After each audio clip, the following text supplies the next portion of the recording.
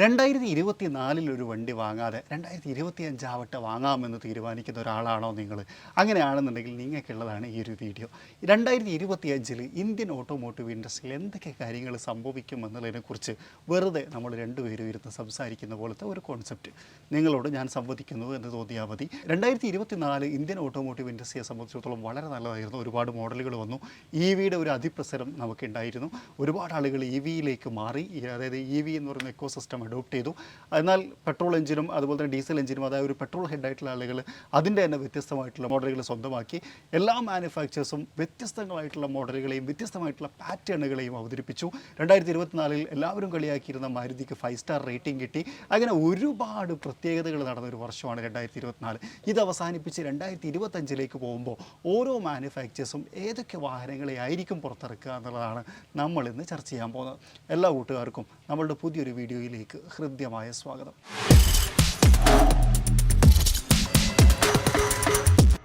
മാരുതി സുസുക്കിയിൽ നിന്ന് ആരംഭിക്കാം. 2025 അവർ പുറത്തിറക്കുമെന്ന് പ്രതീക്ഷിക്കുന്ന, നമ്മളൊക്കെ ഭയങ്കര ആകാംക്ഷയോടുകൂടി കാത്തിരിക്കുന്നത് മാരുതി സുസുക്കിയുടെ ഈ വിറ്റാരയ്ക്ക് വേണ്ടിയിട്ടാണ്. അതായത് മാരുതിയുടെ ലൈനപ്പിലെ ആദ്യ ഇലക്ട്രിക് വാഹനം അത് 2025 പുറത്തു വരുമെന്ന് നമ്മൾ പ്രതീക്ഷിക്കുന്നു. ഈ വിറ്റാര എന്നാണ് അതിൻ്റെ പേര്. അതിൻ്റെ കുറച്ച് ഇമേജസ് ഒക്കെ നമ്മൾ കണ്ടിട്ടുണ്ടായിരുന്ന ഒരു വാഗനർ പോലെയൊക്കെ ആണെങ്കിലും ഇത് അങ്ങനെ ഒന്നുമല്ല. കുറച്ചും കൂടി ഒരു ഫ്രോങ്സിനേക്കാളും വലിയ വാഹനം, എന്നാൽ ഗ്രാൻഡ് വിറ്റാരിൻ്റെ ഒരു ചെറിയ വാഹനം എന്നൊക്കെയുള്ള രൂപത്തിലാണ് വന്നത്. 400 to 450 കിലോമീറ്റർ റേഞ്ച് ഇത് ഉൽപ്പാദിപ്പിക്കുമെന്ന് നമ്മൾ പ്രതീക്ഷിക്കുന്നു. പിന്നെ അതുപോലെ തന്നെ ഒരു 40 to 50 kWh ഒരു ബാറ്ററിയുടെ ഇടയിലായിരിക്കും ആ ഒരു ബാറ്ററി പാക്ക് വരിക എന്നും നമ്മൾ പ്രതീക്ഷിക്കുന്നുണ്ട്. ഒരു 20 to 30 lakhs പ്രൈസൊക്കെ വരുമെന്നും നമ്മൾ എക്സ്പെക്ട് ചെയ്യുന്നുണ്ട്. ഇതൊക്കെ എക്സ്പെക്ടേഷൻ മാത്രമാണ്. ഇപ്പോൾ നമ്മൾ പറയാൻ പോകുന്ന കാര്യങ്ങളിലൊക്കെ ഒരുപാട് വ്യത്യാസങ്ങൾ ഉണ്ടായിരിക്കും കേട്ടോ. അത് ആദ്യം തന്നെ പറയട്ടെ. കാരണം മാനുഫാക്ചേഴ്സ് ഇതിനിടയിൽ ചില വാഹനങ്ങൾ ഇറക്കാൻ സാധ്യതയുണ്ട്, ഇതല്ലാതെ ഇറക്കാൻ സാധ്യതയുണ്ട്, ഒക്കെ ഉണ്ട്. അപ്പം ഇതൊക്കെ ജസ്റ്റ് ഒരു ഗസ് മാത്രമാണെന്ന് പ്രതീക്ഷിക്കുക. അപ്പോൾ അങ്ങനെ ഒരു വാഹനം വരാൻ പോകുന്നു, ഈ വിറ്റാര. അതെന്തായാലും വരും എന്ന് പ്രതീക്ഷിക്കുന്നു. അതോടൊപ്പം തന്നെ നമ്മൾ എക്സ്പെക്ട് ചെയ്യുന്നത് മാരുതിയുടെ ലൈനപ്പിൽ നിന്നൊരു 7 സീറ്ററിനെ കൂടി എക്സ്പെക്ട് ചെയ്യുന്നുണ്ട്. അതൊരു hybrid engine, 1.5 litre petrol hybrid എഞ്ചിനകത്തായിരിക്കും വരിക. അതൊരു 7 സീറ്ററാണ്. പ്രോപ്പർ 7 സീറ്റർ എന്ന് പറയുന്ന സമയത്ത് നമുക്ക് ഹെക്ടറിൻ്റെയും അതുപോലെ തന്നെ അൽക്കസാറിൻ്റെയും ഒക്കെ ലൈനപ്പിൽ പെടാം. നമ്മളിപ്പം ഇതുവരെ മാരുതിയുടെ ലൈനപ്പിൽ കാണുന്ന എർട്ടിക്ക പോലെ ആയിരിക്കില്ല എന്ന് ചുരുക്കം. അപ്പോൾ അങ്ങനെ ഒരു ഫുൾ സൈസ് 7 സീറ്ററിനെ കൂടി മാരുതി പുറത്തിറക്കാൻ സാധ്യതയുണ്ട് എന്നുള്ളതാണ് മാരുതിയുടെ ലൈനപ്പിൽ നമ്മൾ കാണുന്ന അല്ലെങ്കിൽ നമ്മൾ പ്രതീക്ഷിക്കുന്ന കാര്യങ്ങൾ. ഹ്യുണ്ടായിലേക്ക് വരികയാണെങ്കിൽ ഹ്യുണ്ടായിക്കും വ്യത്യസ്തമായിട്ടുള്ളൊരു പ്ലാൻ ഉണ്ട്. അതിൽ ആദ്യത്തേത് അവരുടെ ക്രെറ്റ EV ആണ് എന്ന് പറയാം. Look wise and feature wise identically അതൊരു ക്രെറ്റ തന്നെ ആയിരിക്കും, പക്ഷേ ഇലക്ട്രിക് പ്ലാറ്റ്ഫോമിനകത്തായിരിക്കും വരിക എന്നുള്ളതാണ്. ഒരു 400 മുതൽ 450 വരെ കിലോമീറ്റർ റേഞ്ച് നമുക്ക് എക്സ്പെക്ട് ചെയ്യാൻ പറ്റും എന്നുള്ളതാണ് ഹ്യുണ്ടായി ക്രെറ്റ EVയുടെ പ്രത്യേകത. മറ്റൊന്ന്, അവരുടെ പുതിയ വെന്യൂനെ അവതരിപ്പിക്കാൻ സാധ്യതയുണ്ട്. ഇപ്പോൾ സോണറ്റിനൊക്കെ കമ്പയർ ചെയ്യുന്ന സമയത്ത് കുറേ ഫീച്ചേഴ്സും കൂടി ആഡ് ചെയ്തിട്ട് അതുപോലെ തന്നെ പുതിയൊരു പ്ലാറ്റ്ഫോമിനകത്ത് ഒരു 9 to 16 lakhs ഇടയിലൊക്കെ ആയിട്ട് പുതിയ വെന്യൂനെ അവതരിപ്പിക്കാനുള്ള സാധ്യത കൂടി 2025 നമ്മൾ കാണുന്നുണ്ട്. ഹ്യുണ്ടായിയെ കുറിച്ച് പറയുന്ന സമയത്ത് ഒരു കാര്യം കൂടി പറയാം. ജനസിസിനെ ഇന്ത്യയിൽ അവതരിപ്പിക്കാൻ പോകുന്നു എന്നുള്ളത് കൂടി ശ്രദ്ധിക്കേണ്ടതാണ്. അതായത് 2025 നമ്മളിപ്പം ഡൽഹിയിലൊക്കെ പോകുന്ന സമയത്ത് എംബസി വാഹനങ്ങൾ ധാരാളം കാണാം ജനസിസിൻ്റെ. ആ വാഹനങ്ങൾ 2025 മിഡ് ആകുമ്പോഴേക്കും നമ്മുടെ നാട്ടിലും കണ്ടു തുടങ്ങാൻ പറ്റും എന്ന് നമ്മൾ പ്രതീക്ഷിക്കുകയാണ്. അതായത് ഇപ്പം ടൊയോട്ടയ്ക്ക് ലെക്സസ് ഒക്കെ ഉള്ളതുപോലെ തന്നെ ഹ്യുണ്ടായിൻ്റെ ലക്ഷറി സെഗ്മെൻറ്റാണ് ജനസിസ്. ആ ജനസിസിനെ ഇന്ത്യയിൽ അവതരിപ്പിക്കാൻ പോവുകയാണ് എന്നുള്ളതും 2025 ഹ്യുണ്ടായിനെ സംബന്ധിച്ചിടത്തോളം വലിയ ന്യൂസാണ്. ടാറ്റ മോട്ടോഴ്സിലേക്ക് വന്നു കഴിഞ്ഞാൽ ടാറ്റ മോട്ടോഴ്സിന് വലിയ പ്ലാനുകളുണ്ട് എന്ന് പറയാം. ഒന്നാമത്തത് പഞ്ച് എന്ന് പറഞ്ഞു കഴിഞ്ഞാൽ ടാറ്റയെ സംബന്ധിച്ചിടത്തോളം വളരെ നല്ലൊരു മോഡലാണ്. ഡ്രൈവിലും സെയിൽസിലും പഞ്ചുള്ളൊരു വാഹനമാണെന്ന് പറയാം.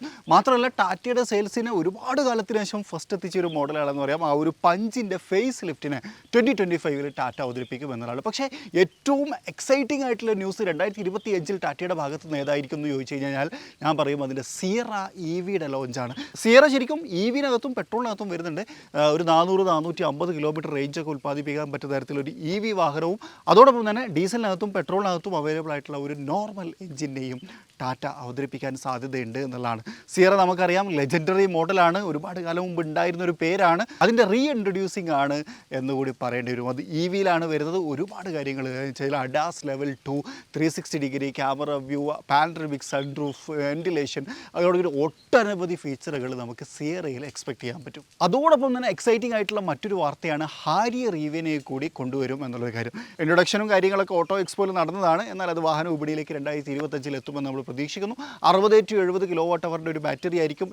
ഏറെക്കുറെ 500 കിലോമീറ്റർ റേഞ്ചിലായിരിക്കും ഇത് വർക്ക് ചെയ്യുക എന്നുള്ളൊരു കാര്യങ്ങളൊക്കെ നമ്മൾ മനസ്സിലാക്കാൻ കഴിയണം. എന്നാൽ അതിൽ എക്സൈറ്റിംഗ് ആയിട്ടുള്ള മറ്റൊരു കാര്യം, ഇതൊരു ഓൾ വീൽ ഡ്രൈവ് സിസ്റ്റത്തിനകത്തായിരിക്കും വരിക എന്നുള്ളതും ടാറ്റ മോട്ടോഴ്സിനെ സംബന്ധിച്ചിടത്തോളം അവരുടെ ലൈനപ്പിനെ 2025 സ്ട്രോങ്ങർ ആക്കുന്നുണ്ട്.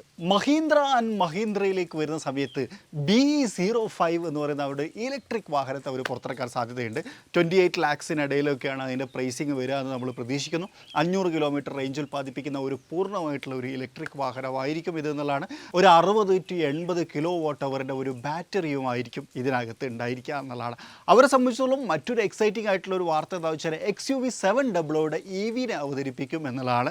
അതും ഒരു എക്സൈറ്റിംഗ് ന്യൂസ് ആയിരിക്കും. ഐഡൻറ്റിക്കലി XUV700 ഒക്കെ പോലെ തന്നെയാണെന്നുണ്ടെങ്കിലും 500 കിലോമീറ്റർ റേഞ്ചിനകത്ത് വരുന്ന ഒരു ഇലക്ട്രിക് വാഹനമായിരിക്കും. അത് ചെറിയ ചെറിയ ചേഞ്ചസുകളൊക്കെ കൊണ്ടുവരാനും സാധ്യതയുണ്ട്. പ്രത്യേകിച്ച് EVയിലേക്ക് മാറ്റുന്ന സമയത്തുള്ള ആ ഒരു ചേഞ്ചുകളും കാര്യങ്ങളൊക്കെ നമുക്ക് എക്സ്പെക്ട് ചെയ്യാനും പറ്റും. ഒപ്പം തന്നെ അവരുടെ ലെജൻഡറി മോഡലായിട്ടുള്ള ബൊലേറോയുടെ ഒരു ഫേസ് ലിഫ്റ്റിനെയും നമ്മൾ എക്സ്പെക്ട് ചെയ്യുന്നുണ്ട്.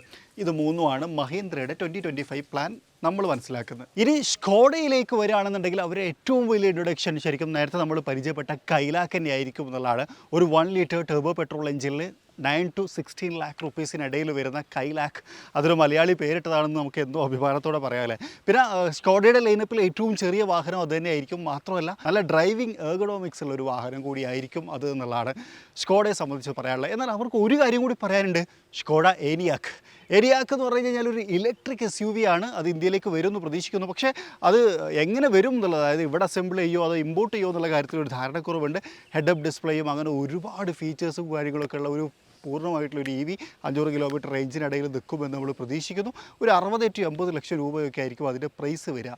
ഇത് രണ്ടുമാണ് സ്കോഡയെ സംബന്ധിച്ചോളം ഞാൻ കാണുന്ന 2025 ഗെയിംസ്. ഫോക്സ് വാഗണിനെ കുറിച്ച് പറയുന്ന സമയത്ത് സ്കോഡയുടെ ഏറെക്കുറെ സെയിം ഗെയിം പ്ലാൻ തന്നെയാണ് ഫോക്സ് വാഗണിന് ഉണ്ടായിരിക്കുക. അവരുടെ ID4നെ ഇന്ത്യയിൽ അവതരിപ്പിക്കും. ID4 എന്ന് പറഞ്ഞാൽ ഏനിയാക്കിൻ്റെ സിബിലിംഗ് ആണ്. ഒരു 60 to 80 ആ ഒരു പ്രൈസിങ്ങിനിടയിൽ തന്നെ ആയിരിക്കും അത് വരിക എന്നുള്ളതാണ്. അത്യാവശ്യം നല്ല പവർഫുൾ ആയിട്ടുള്ള ഒരു ഇലക്ട്രിക് വാഹനം. പിന്നെ ഈ ഒരു ID4നെ കുറിച്ച് പറയുന്ന സമയത്ത് GCCയിലൊക്കെ ഭയങ്കര ആളുകൾ ഇഷ്ടപ്പെട്ട ഒരു ഇലക്ട്രിക് വാഹനമാണ് എന്നുള്ളതാണ്. പലരും ഇമ്പോർട്ട് ചെയ്തൊക്കെ അവിടെ യൂസ് ചെയ്യുന്നത് ഞാൻ കണ്ടിട്ടുണ്ട്. അപ്പോൾ അത് അത്യാവശ്യം നല്ലൊരു ഇലക്ട്രിക് വാഹനമായിട്ട് ഇന്ത്യൻ വാഹനം ഇവിടേക്ക് വരുമെന്ന് നമ്മൾ പ്രതീക്ഷിക്കുന്നു. എന്നാൽ ഫോക്സ് വാഗനെ കുറിച്ച് ഏറ്റവും ഹൈലൈറ്റ് ആയിട്ടുള്ളൊരു കാര്യം പറയാനുള്ളത് ഗോൾഫ് GTIനെ അവർ ഇന്ത്യയിലേക്ക് കൊണ്ടുവരും എന്നുള്ളൊരു കാര്യമാണ്. GTI ഒരു 200 to 300 പീസൊക്കെ ആയിട്ട് ഇമ്പോർട്ട് ചെയ്യുന്ന മോഡലായിട്ടായിരിക്കും വരിക. അപ്പോൾ അതുകൊണ്ട് പ്രൈസ് എത്രയാവും എന്നുള്ളത് ഇപ്പോൾ നമുക്ക് അനൗൺസ് ചെയ്യാൻ പറ്റില്ല.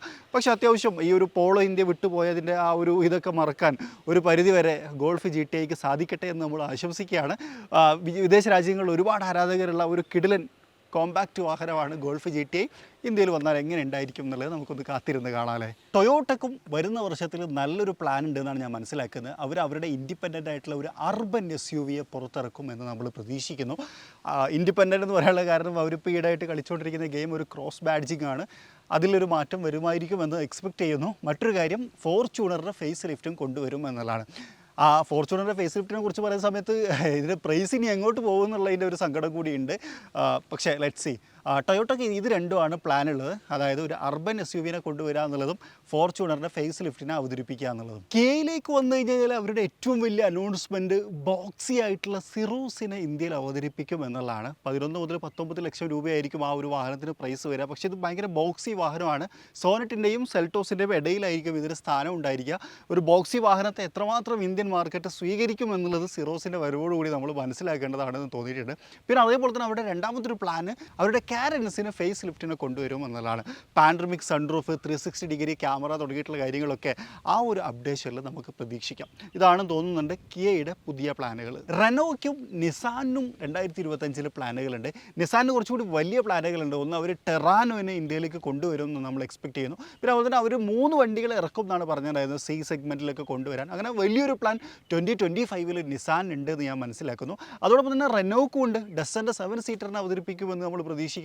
അതോടൊപ്പം തന്നെ നിലവിലുള്ള കൈഗറിൽ വലിയ മാറ്റങ്ങൾ കൊണ്ടുവരാനും സാധ്യതയുണ്ട്. കാരണം കൈഗർ അത്യാവശ്യം നല്ലതായിട്ട് വിട്ടു പോകുന്നുണ്ട്. അപ്പോൾ അതുകൊണ്ട് തന്നെ അതിന് വലിയൊരു അപ്ഡേഷൻ കൊണ്ടുവരാൻ നമ്മൾ സാധ്യത കാണുന്നുണ്ട്. പ്രത്യേകിച്ച് നിസാൻ മാഗ്നൈറ്റിന് അത്യാവശ്യം വലിയൊരു ഫേസ് ലിഫ്റ്റ് ഒക്കെ വന്ന സ്ഥിതിക്ക് അതും 2025 നമ്മൾ എക്സ്പെക്ട് ചെയ്യുന്നുണ്ട്. ഇനി അവസാനമായിട്ട് പറയാനുള്ളൊരു വാർത്ത, നമ്മൾ വിയറ്റ്നാമിലൊക്കെ പോയ സമയത്ത് അവിടെ ധാരാളമായിട്ട് കണ്ട ഒരു ഇലക്ട്രിക് വാഹനമാണ് വിൻഫാസ്റ്റ്. ആ വിൻഫാസ്റ്റ് എന്ന് പറയുന്ന വിയറ്റ്നാം മെയ്ഡ് ഇലക്ട്രിക് വാഹന നിർമ്മാണ കമ്പനി ഇന്ത്യയിലേക്ക് വരുന്നു എന്നുള്ളതാണ്. നമുക്കറിയാം ഇന്ത്യൻ മാർക്കറ്റിൽ ഇ വിക്ക് നല്ല വേരോട്ടമുണ്ട്. എസ്പെഷ്യലി നമ്മുടെ കേരളത്തിലൊക്കെ ഒരുപാട് ആളുകൾ ഇ വിനെ അക്സെപ്റ്റ് ചെയ്തിട്ട് എനിക്ക് തോന്നുന്നു ഇന്ത്യയിൽ ഏറ്റവും കൂടുതൽ ഇ വിനെ അക്സെപ്റ്റ് ചെയ്തത് മലയാളികളാണ് എന്നുള്ളതാണ്. അപ്പോൾ അങ്ങനെയാണെന്നുണ്ടെങ്കിൽ നമുക്കിതാ ഒരു പുതിയ മാനുഫാക്ചറർ കൂടി വരുന്നു. വിയറ്റ്നാം നിർമ്മിതമായിട്ടുള്ള അല്ലെങ്കിൽ വിയറ്റ്നാം ഓൺഡ് ആയിട്ടുള്ള വിൻഫാസ്റ്റ് എന്ന് പറയുന്ന നിർമ്മാണ കമ്പനി 2025 അവരുടെ ഇന്ത്യയിൽ പ്രൊഡക്ഷൻ സ്റ്റാർട്ട് ചെയ്യും അല്ലെങ്കിൽ ഡെലിവറിയൊക്കെ സ്റ്റാർട്ട് ചെയ്യും എന്നുള്ളതാണ് നമ്മൾ പ്രതീക്ഷിക്കുന്നത്.